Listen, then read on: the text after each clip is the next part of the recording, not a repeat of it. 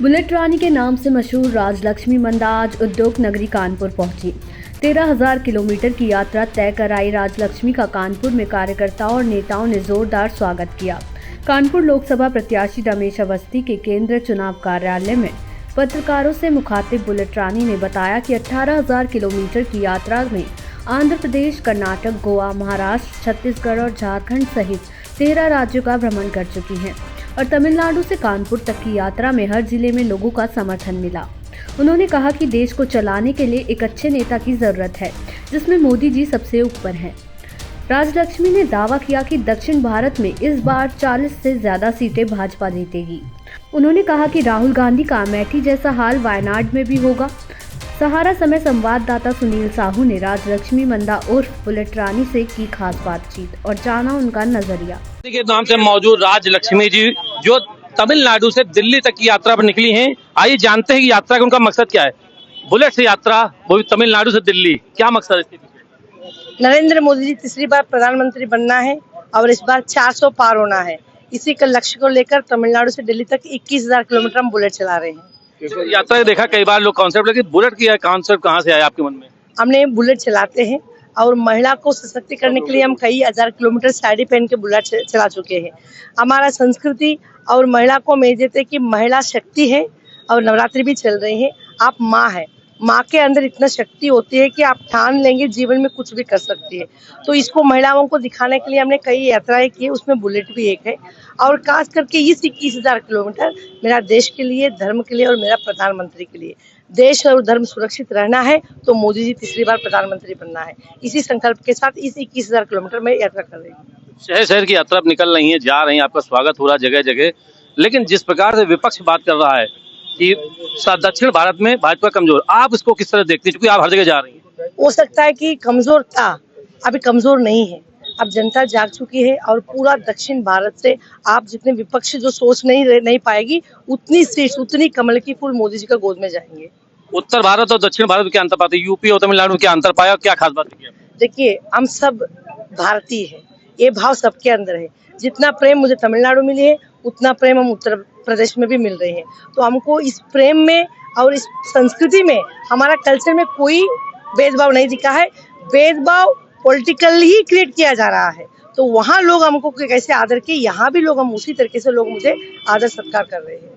तो ये थी राजलक्ष्मी जी जो बुलेट रानी के नाम से मौजूद हैं और कानपुर में आप देख सकते हैं किस प्रकार के स्थानीय नेताओं द्वारा उनका स्वागत किया जा रहा है और उनको सराहा जा रहा है और आगे की रणनीति तैयार हो रही। साथ ही साथ कह सकते हैं कि उन्होंने स्पष्ट रूप से कहा कि किसी भी कल्चर में और किसी भी क्षेत्र में भेदभाव नहीं है, भेदभाव है तो राजनीतिक नेताओं में है।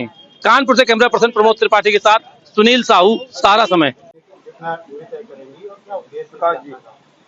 Vote for Modi, vote for nation, ये नारा के साथ 12 फरवरी को तमिलनाडु मदुरै में इस यात्रा को शुरुआत किए हैं और तमिलनाडु से लेकर दिल्ली तक 21,000 किलोमीटर 65 दिन बुलेट मोटर बाइक चला रही हूँ।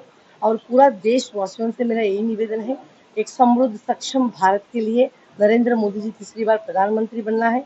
अगर हम सब हमारा देश को आगे बढ़ाना चाहते हैं या विश्व पटल में पहुंचाना चाहते हैं तो मोदी जी का तीसरी बार का नेतृत्व जरूरी है। और हमारा देश इसी तरीके से डेवलपमेंट की ओर चलाने के लिए एक अच्छे सच्चे देशभक्त नेता का जरूरत है।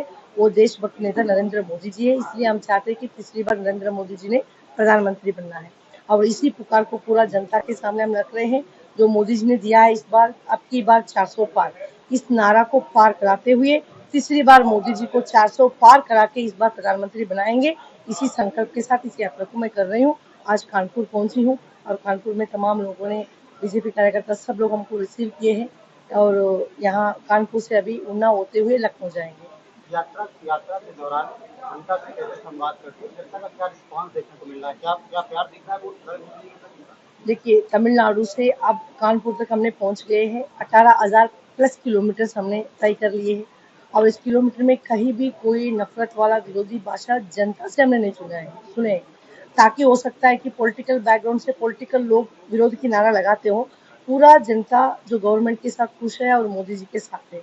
इस बार इसका जवाब जनता ने देगी और जनता मोदी जी को 400 पार करा के बिठाएगी और भारत किसका पक्ष में है इस इलेक्शन दिखाएंगे। प्रत्याशी के लिए क्या कहना चाहते हैं? रमेश अवस्थी जी प्रत्याशी हैं यहाँ पे। देखिए, हम अपनी तरफ से प्रकाश जी को बहुत बहुत शुभकामनाएं हैं और हम सबका एक गोल होना चाहिए, देश का डेवलपमेंट होना चाहिए। जिस डेवलपमेंट के लिए मोदी जी के मतलब काम कर रहे हैं, उसी डेवलपमेंट के साथ सब लोग मिलके देश को आगे बढ़ाना चाहिए।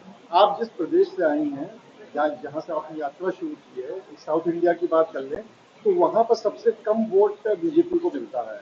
मोदी जी का विरोध भी सबसे ज्यादा वहीं पे होता है।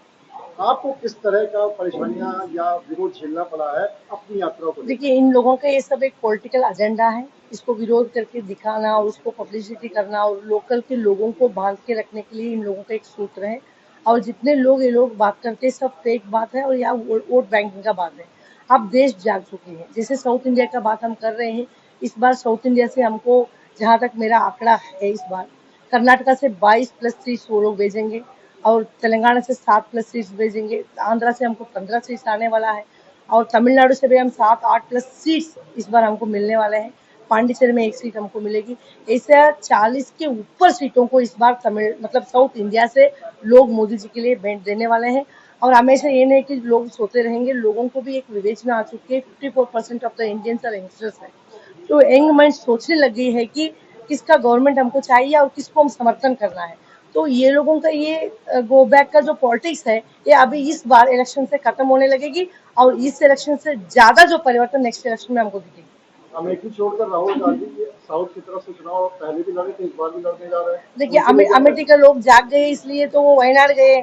अब वयनाड के लोग भी जागने लगे और नेक्स्ट टाइम कहाँ जाएंगे तो वो भी एक प्रश्न है, क्वेश्चन मार्क है। तो उनसे ही पूछना है कि नेक्स्ट कौन सा ऐसा क्षेत्र उन्होंने मतलब चुन के रखे हैं कि नेक्स्ट इसको जाने के लिए। तो यहाँ अपनी खुद का मतलब जगह जाके जाने का मतलब है कि लोगों में परिवर्तन आई है, सोसाइटी में परिवर्तन आई है और लोगों का विवेचना बढ़ी है कि किसका सरकार अच्छा है और बुरा है। ये लोगों ने समझने लगी है और ज्यादा दिन नहीं है, वयनाड में भी यही हाल होने वाला है। आगे की क्या प्लानिंग है अब यहाँ से हम लखनऊ जा रहे हैं 18। इस यात्रा के बाद? देखिए, यात्रा के बाद हम अपनी तरफ से कोई प्लानिंग करके इस यात्रा को नहीं किया है। मेरा योगदान मेरा देश और धर्म रक्षा के लिए